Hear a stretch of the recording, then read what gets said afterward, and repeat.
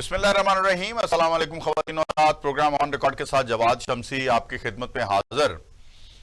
नाज़रीन, एक तो अहम, इंतहाई अहम के जी सऊदी अरब में गजा फ़लस्तीन के ऊपर एक बहुत ही अहम इजलास हुआ। वहाँ पे इस्लामी ममालिक के बड़ों का इकट्ठ हुआ।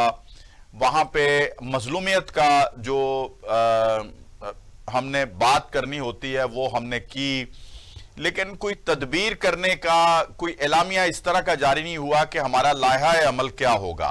हमने सिर्फ जंग बंदी के लिए रिक्वेस्ट की है। जैसे मैंने सुना जो वली अहद हैं सऊदी अरब के शहजादा सलमान, उन्होंने भी बड़ी अहम तकरीर की। उन्होंने मजालम का जिक्र भी किया, जंग बंदी के लिए भी कहा। मस्जिद अक्सा की तौहीन अमेज वहां पे इनका रवैया जो है उसके बारे में भी उन्होंने बात की। लेकिन हमें सिर्फ बातों की हद तक बात नजर आई, कोई इस तरह का सख्त लहजा इस्तेमाल नहीं किया गया। शहबाज शरीफ ने भी वहां पे नस्ल कुशी का रोना रोया और दीगर मामला। तकरीर अच्छी थी, मजालम को उजागर किया गया। क्या सिर्फ जालिम को ये खबर हो जाना कि उन्होंने अपना हमें जो कंडेम किया है या वहां बैठ के बात की है, तो क्या ये काफी है? इस पे बात करेंगे। दूसरी तरफ जो पाकिस्तान की लोकल सियासत है, मैं समझता हूं कि उसके ऊपर भी बात करना जरूरी होता है। हमने देखा कि अडयाला जेल में आज जब मुलाकात के लिए शिबली फराज, उमर अयूब और आलिया हमजा और दीगर लोग जो हैं वहां गए तो उनको हिरासत में ले लिया गया।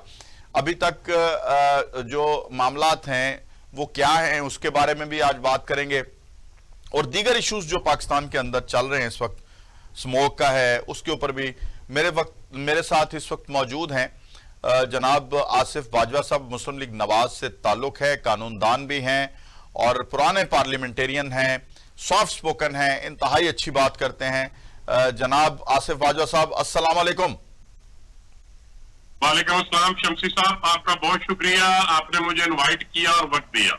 जी बाजवा साहब, एक तो हम आगाज कर लेते हैं प्रोग्राम में कि हमने देखा कि दहशतगर्दी की भी एक लहर है इस मुल्क के अंदर और हमें मसाइल बहुत ज्यादा हैं। हम इकोनॉमिकली डिस्टर्ब्ड हैं और अब आए दिन कुछ ना कुछ कोई ना कोई मामला होता है। हम दहशतगर्दों को गिरफ्तार भी करते हैं, फिर सजा भी नहीं दे पाते।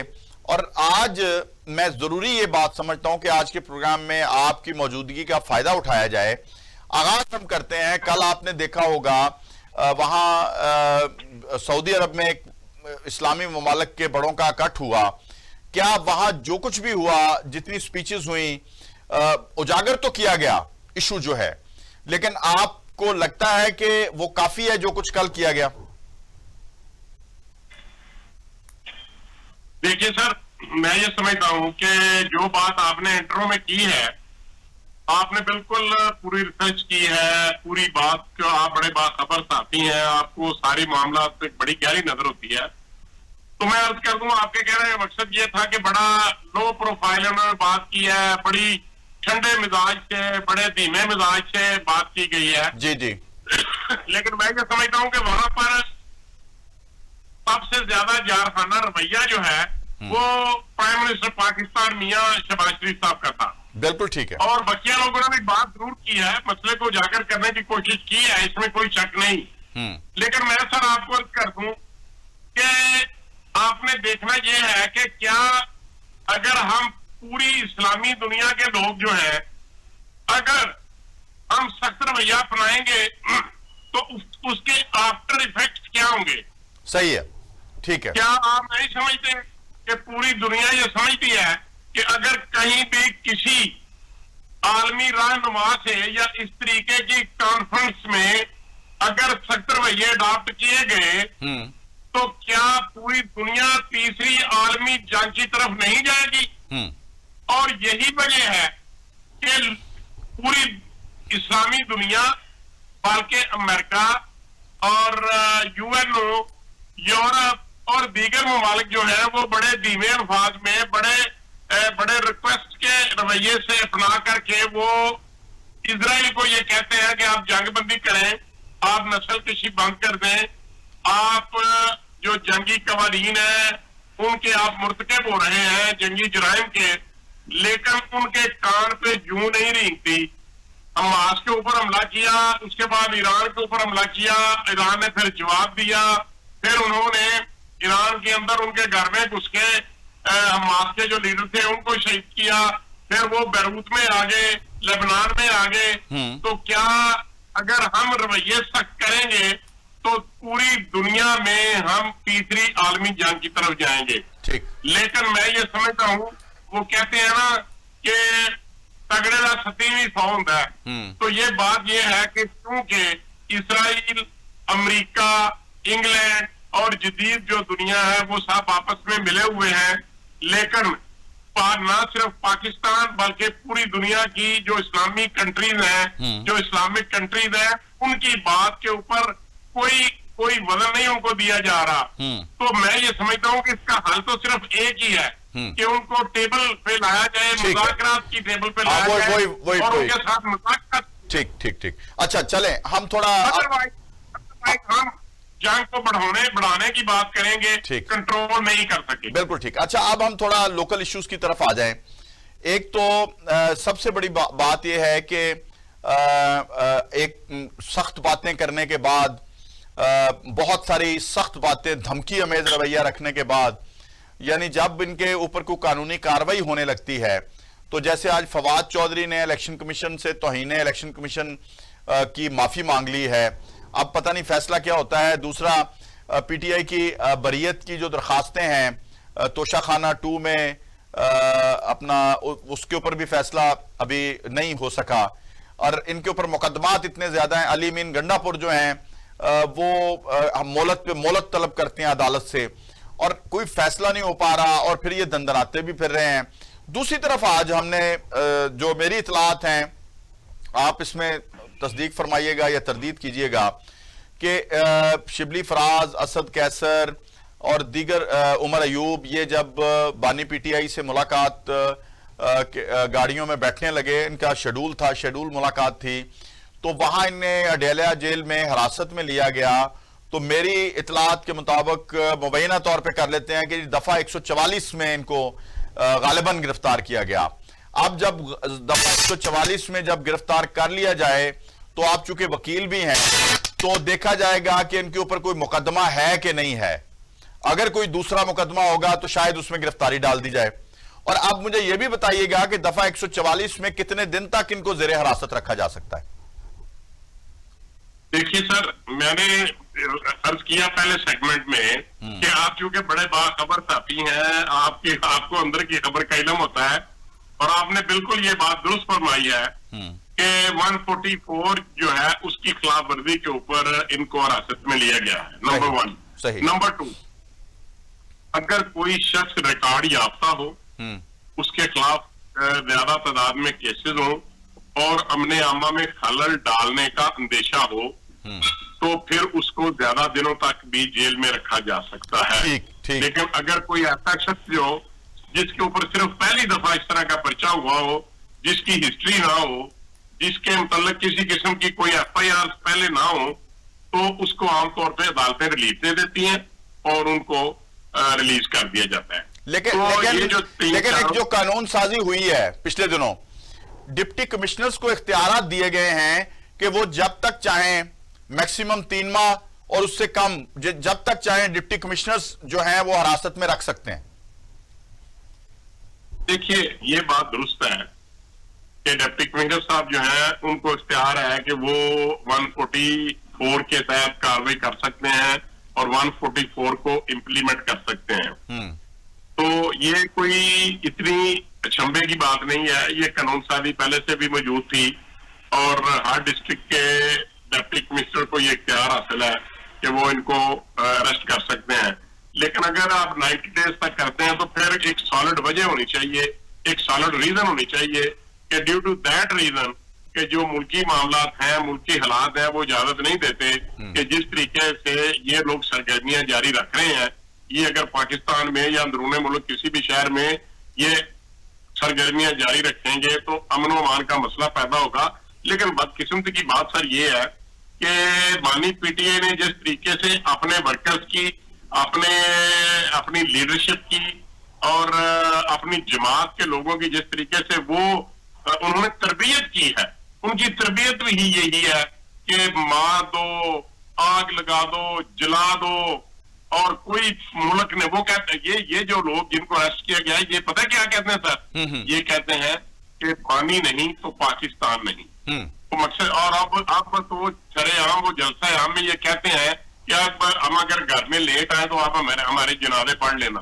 वो कहते हैं कि हम जेल को तोड़ के बानी पीटीए पर हाक रहेंगे। अगर उन्होंने एक ऐसी टीम, एक ऐसे जत्थे और अपने जिनको वो लीडरशिप कहते हैं, अगर उन्होंने उनको ये इस तरीके से गाइडेंस दी है, तो मैं ये समझता हूं कि फिर आप देखें कि पाकिस्तान के हालात कहां पे जाएंगे, पाकिस्तान किधर जाएगा, और हम अपने आने वाली नस्लों को क्या मैसेज देने जा रहे हैं, हम उनके क्या तरबियत कर रहे हैं। क्या लीडरशिप यही है? लीडरशिप तो वो है जिसको लोग फॉलो करते हैं। ठीक, लोग उनको अच्छा, बाजवा साहब, बात जो आपने की है ना, मैं समझता हूं कि बड़ी इंपॉर्टेंट है। इसको हम कुछ इस तरह से देखें, क्योंकि मेरी कोशिश होती है कि चूंकि आप कानून को समझते हैं तो उधर से भी आप हमें एक इंफॉर्मेशन मिल जाती है। जरा बताइएगा कि अली अमीन गंडापुर का धमकी अमेज रवैया रखना अपने सूबे में खड़े होकर और कहना कि हम सर पे कफन बांध के आएंगे और फिर अगर हम घर में ना आए तो हमारे जनाजे पढ़ लेना, यानी लाशें बिछाने की धमकी देना, नक्शे अमन का खतरा। क्या इस किस्म के मुकदमात में ये जो हिरासत में आए हैं लोग, इनके ऊपर वो मुकदमात बनाए जा सकते हैं? क्योंकि ये जलसों में मौजूद थे, वहां पे जहां ये स्टेज पे मौजूद थे, जहां ये क़यादत धमकी लगा रही थी, और वहां तो अमेरिका का झंडा भी लहराया गया। देखिए सर, पहली बात तो अमेरिका के झंडे की करते हैं, ये तो उनका तो बस नहीं चल रहा कि वो किस तरीके से लेट जाएं, किस तरीके से पांव पकड़ लें अमेरिकन एस्टेब्लिशमेंट के और अमेरिकन गवर्नमेंट के और अमेरिकन प्रेसिडेंट के। पहले कहते थे कि हमें जो हमारे खिलाफ रिजीम चेंज हुई है ये अमेरिका की वजह से हुई है, और हम फिर ये कहते थे कि हमें आजादी चाहिए, और फिर वो कहते क्या हम कोई गुलाम है? तो ये सारी बातें आप भूल के आप वो कहते हैं कि हम आपके गुलाम नहीं, गुलाम इब्ने गुलाम इब्ने गुलाम, आपके गुलामों के भी गुलाम है। तो मैं ये अर्ज करना चाहता हूँ कि जिस तरीके से, यही मैं करना चाह रहा था कि ये शोरश बर्पा करना चाहते हैं, ये लाशें गिराना चाहते हैं, ये अवाम में फसादात चाहते हैं, ये फाशिस्ट हैं, ये फाशिज्म का प्रचार कर रहे हैं, और ये जानबूझ के उन्होंने खुद ही वहां पे दुनिया को, अमेरिका को ये मैसेज देने के लिए कि बानी पीटीए के जलसों में हम आपके झंडे लहराते हैं, हम आपको सपोर्ट करते हैं, आप हमारे बानी पीटीए को जेल से बाहर निकालें। हालांकि ये मुमकिनात में से नहीं है, ऐसा देखें कोई ट्रैक रिकॉर्ड नहीं है, कोई ऐसा रिकॉर्ड नहीं है अमेरिकन प्रेसिडेंट का कि वो इस तरीके से ऐसे क्रिमिनल लोगों को जेलों से रहा कराएं। ये एक सिस्टम है, वो अडॉप्ट करना होगा। ये आपको ये एनआरओ मांग रहे हैं, एनआरओ नहीं मिलेगा, इनको अदलिया से ही जो रिलीज मिलना है वो मिलेगा। और मैं ये समझता हूँ कि अगर लीडरशिप ऐसे काम करेगी, और यकीनन जिन लोगों ने इनको गिरफ्तार किया, ये एक बहुत अच्छा फैसला है। वरना ये अवाम को ट्यूट करने जा रहे हैं, ये अवाम को ये कहते हैं कि हमने स्वाबी में जो जलसा किया है वो हमने एक लेसन दिया है, वो हमारी एक ट्रेनिंग हो रही है। भाई जलसों में क्या ट्रेनिंग होनी है? आप तो पेट्रोल बम तैयार करके, ज़मान पार्क में भी आपने पेट्रोल बम तैयार किए, और ये that is an admitted fact by the chairman PTI. तो मैं ये अर्ज करूं कि ये इनके ऊपर कंट्रोल किया जाना चाहिए, वगैरह ये मुल्क में शोरश बर्पा करेंगे, ये लाशें गिराएंगे, ये कहते हैं कि बेगुनाह लोग मारे जाएं, और आवाम का और कानून नाफिज करने वाले इदारों का आपस में जो है वो लड़ाई झगड़ा हो और फसादात बर्पा करें, ताकि बानी पीटीए को किसी ना किसी तरीके से जेल से रहा करें। और ये कोई सियासी बात नहीं है, ये मुल्क के मुआशी और मुल्क के इक्तिसादी और मुल्क के सोशल जो हमारे हालात हैं उसके अगेंस्ट है। मैं इस बात को कंडम करता हूँ कि इस तरीके की तरबियत अवाम को नहीं चाहिए, इस तरीके की लीडरशिप नहीं चाहिए। इन लोगों ने जो बोया था वो काटे हैं जिस तरीके से। अच्छा, बिल्कुल ठीक बात है। मैं ये पूछना चाह रहा हूं कि ये जो धमकी अमेज रवैया है, इसकी आपके कानून में कितनी छूट है और कितनी पकड़ है? क्या इसके ऊपर बाकायदा तौर पे एफआईआर दर्ज करके, क्योंकि अभी तो हमें बताया नहीं जा रहा ना इनको किस सूरत हाल में गिरफ्तार, 144 में ही अभी तक गिरफ्तार किया गया है, क्या इनके ऊपर मुकदमात हो सकते हैं कि धमकी अमेज रवैया, रियासत को धमकी देना कि हम आएंगे, हम वहां लाशें गिराएंगे? क्योंकि खुदकुशी भी तो आपको पता है ना, खुदकुशी भी इस्लाम में हराम है और उसका भी उसके ऊपर मुकदमा है। अगर वो शख्स बच जाए तो, अगर तो वो मारा जाए कब्र में चला जाएगा, अगर वो शख्स खुदकुशी करने की कोशिश करता है तो आपका कानून उसको भी पकड़ में लेता है। क्या मैं सही कह रहा हूं? आपकी बात बिल्कुल दुरुस्त है। इस्लाम के अलावा जो लॉ ऑफ लैंड है, जो पाकिस्तान पीनल कोड है, जो तावीरात पाकिस्तान है, उसके मुताबिक भी सुइसाइड की एक सेक्शन है और उसके तहत ये मुकदमा दर्ज किया जाता है जो काबिल सजा है। और धमकी देना इटसेल्फ जो है ये एक ऑफेंस है। और अगर आप स्टेट को बाहर क्लियरली आप स्टेट के खिलाफ, हुकूमत के खिलाफ आप रियासत को धमकी देते हैं तो ये भी काबिल सजा है, काबिल गिरफ्त है, इसके मुताबिक काबिल गिरफ्त है, एफआईआर दर्ज की जा सकती है और ये कॉग्निजेबल ऑफेंस है। पुलिस जो है उसमें एफआईआर दर्ज करके तो गिरफ्तारी भी की जा सकती है और संगीन जुर्म के जमरे में ये धमकी लगाना जो है ये संगीन जुर्म के जमरे में आता है। इसलिए मैं ये समझता हूं कि हमें गवर्नमेंट को चाहिए, स्टेट ऑफ पाकिस्तान को चाहिए कि ऐसे अनासर की बेखुनी के लिए फौरी तौर पे गिरफ्तारियां की जानी चाहिए, ताकि ऐसा ना हो कि जो लोग वाकयातन जो प्लानिंग कर रहे हैं, जो कंस्पिरेसी कर रहे हैं, ये अवाम को और कानून नाफिज करने वाले इदारों को लड़ाना चाहते हैं, ये मुल्क में शोरश बर्पा करना चाहते हैं, ये फाशिज्म की बात करते हैं, ये सिर्फ इक़्तिदार हासिल करना चाहते हैं और इनको मुल्क के मामला से किसी किस्म की कोई गर्द नहीं है। इनकी सियासत का फैवर सिर्फ और सिर्फ इक़्तिदार है। ठीक है, अच्छा ये तो हमने अपना पीटीआई की जो गलत मामलात हैं उनके ऊपर आपने, यकीनन मैं भी ऐसे ही अज़ाइम रखता हूं कि कोई भी शख्स हो, किसी भी पार्टी से हो, अगर वो रियासत पाकिस्तान के लिए खतरा बनने की कोशिश करता है, अगर कानून नाफिज करने वाले इदारों के ऊपर वो चढ़ाई करता है, धमकी में रवैया रखता है, यकीनन उनके ऊपर कार्रवाई होनी चाहिए। लेकिन यहां एक अजीबोगरीब मामला है, स्मोक जो है वो पंजाब को और खैबर पख्तूनख्वा में भी खैर है, लेकिन पंजाब को पूरा जकड़ा हुआ है। मैं भी ट्रैवलिंग कल भी की है, उससे पहले भी मैंने की है, तो मैंने उसमें दौरान बड़ी मुश्किल से ट्रैवलिंग की है। ड्राइव करने का बिल्कुल जो है मेरा ख्याल है बहुत एहतियाती तदाबीर करना होगी। ये स्मोक की वजह से अब कल से यानी 13 तारीख से सरकारी और निजी जो स्कूल हैं उनको बंद कर दिया गया है। तो एक तो ये हल आप निकालते हैं कि बच्चे घरों में रहें, लेकिन किसी ना किसी जरूरत के तहत बाहर जाना पड़ता है, एकेडमीज में बच्चे पढ़ने जाते हैं। तो आप नहीं समझते कि इसका तदारुक किसी यानी साइंटिफिक तरीके से, कोई टेक्निकल तरीके से, कोई महकमा मौसमियात के साथ मिलके किया जाए, जबकि जिन लोगों ने करना है वो मुल्क से बाहर हैं। मरियम नवाज साहिबा मुल्क से बाहर हैं, मरियम औरंगजेब साहिबा मुल्क से बाहर हैं, नवाज शरीफ साहब मुल्क से बाहर हैं, और इस वक्त हमारे वजीर माहौलियात मुल्क से बाहर हैं। और फिर जनाब मोहतरम शहबाज शरीफ साहब आजरबैजान के 3 रोजा दौरे पे वहां से रवाना हो गए सऊदी अरब से। तो ये मुझे बताएं कि हमारे दिलों पे क्या गुजरेगी, क्या हम और आप अपने आप को लावारिस महसूस करें, क्योंकि हम किसको कहें, किसके पास जाके इल्तिजा करें कि हमारे साथ क्या हो रहा है, बीमारियां फैल रही हैं। देखिए बात यह है कि मियां शहबाज शरीफ साहब जो है एक बहुत इम्पोर्टेंट मीटिंग थी, बहुत इम्पोर्टेंट कॉन्फ्रेंस थी सऊदी अरब के दारुल हुकूमत रियाद में। वहां पे पूरी इस्लामी दुनिया की लीडरशिप वहां पे हाजिर थी, इसलिए वहां पे जाना इंतहाई जरूरी था। वहां से वो आजरबाईजान चले गए।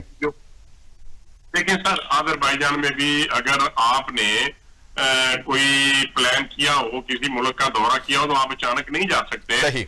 ये बड़े मामला होते हैं और बड़ी मुश्किल से ये दौरे तय होते हैं एक दूसरे मुल्क के साथ। जब उनकी अवेलेबिलिटी हो तो उस लेवल की मीटिंग जो है, और ये कोई 1-2 दिन की बात नहीं है, ये महीनों बाद 6-6 महीने तक प्लान किया जाता है और उसके बाद ये फिर दौरे होते हैं। तो मियां साहब आपके चले गए, कल वो वापस आ जाएंगे और कल इंशाल्लाह मरियम भी वापस आ रही है। नंबर 1। नंबर 2, तो मियां नवाज शरीफ साहब की क्या खबर है? देखिए मैं कर देता हूँ, वो मियां नवाज शरीफ साहब इंशाल्लाह 2-3 रोज में वापस आ रहे हैं। देखिए, जहां तक मरियम बीबी की बात है, उन्होंने जितने इकदाम उठाने थे, मिसाल के तौर पे उन्होंने जो जब राइस की फसल काटी जाती है तो जिम्मेदार भाई जो है वो उसकी जो बाकियात हैं उनको आग लगाते हैं। उसके लिए उन्होंने 10 अरब रुपए रखे हुए हैं और जिसके लिए एक मशीनरी दी जा रही है आवाम को, जिम्मेदारों को।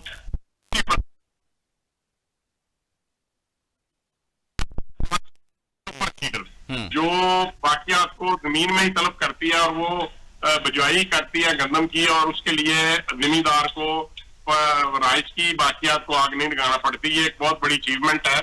और उसके अलावा जो उन्होंने लाहौर को वाशिंग का सिलसिला शुरू किया है, और फिर उसके अलावा उन्होंने हर डिवीजन के कमिश्नर और हर जिले के डिप्टी कमिश्नर और हर तहसील के असिस्टेंट कमिश्नर साहबान के तरफ से कहा गया है कि आप पानी का छिड़काव करें और जो स्मोक पैदा करने वाले या स्मोक पैदा करने वाले अनासर है उनका कला कमा करें। जो लोग आग लगाते हैं या जो कोई लोग गैर कानूनी काम कर रहे हैं या गैर कानूनी भट्टे हैं उनको मस्मार करें। और ये एफर्ट की जा रही है। मैंने इसके ऊपर मैंने रिसर्च किया है। ये सबसे पहले जापान में भी, चाइना में भी, फिर लंदन में, इंग्लैंड में भी और दीगर ममालिक में भी ये सिलसिले होते रहे। बिल्कुल, ये आपने बिल्कुल जो हिस्टोरिकल बात किया ना जी, बिल्कुल दुरुस्त है। क्योंकि 1905 में ये स्मोक का जो लफ्ज था वो वहां से बर्तानिया से हमें मुतारफ हुआ। वहां के साइंटिस्ट ने ये बात की थी कि स्मोक है ये। तो अब 1905 में दरियाफ्त कर लिया और हम अभी तक बहुत पीछे हैं सर। 2024 है। नहीं सर, मैं अर्ज कर दूं इसके लिए मुझे भी, आपको भी और हमारे दीगर जो हमारे भाई हैं, बहनें हैं, बच्चे हैं, हमें भी अपना अपना फर्ज पूरा करना होगा। देखें, आपको सामने देख लेना चाहिए कि पाकिस्तान में जो डीजल के ऊपर चलने वाली बसें हैं, गाड़ियां हैं, ट्रक्स हैं, ट्रेलर्स हैं, वो किस कदर धुआं छोड़ते हैं।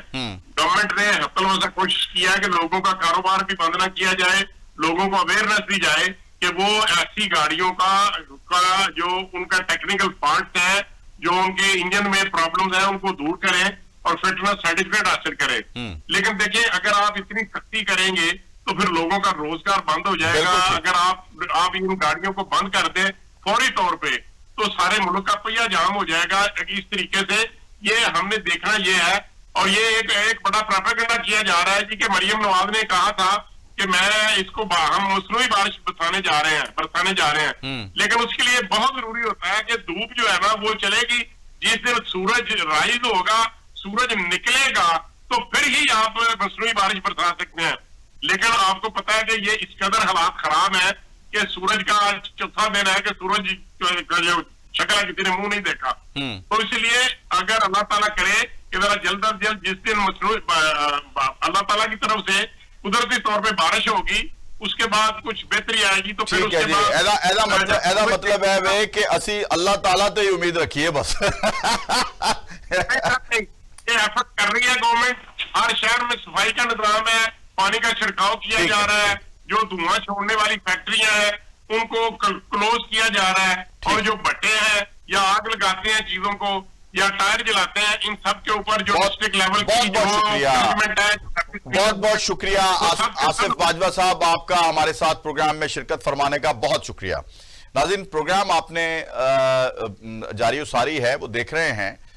हम मौज़ूआत को लेके चल रहे हैं और जो मुश्किलात हैं उनके ऊपर हम गुफ्तगू कर रहे हैं, उसके हल ढूंढने की बात कर रहे हैं।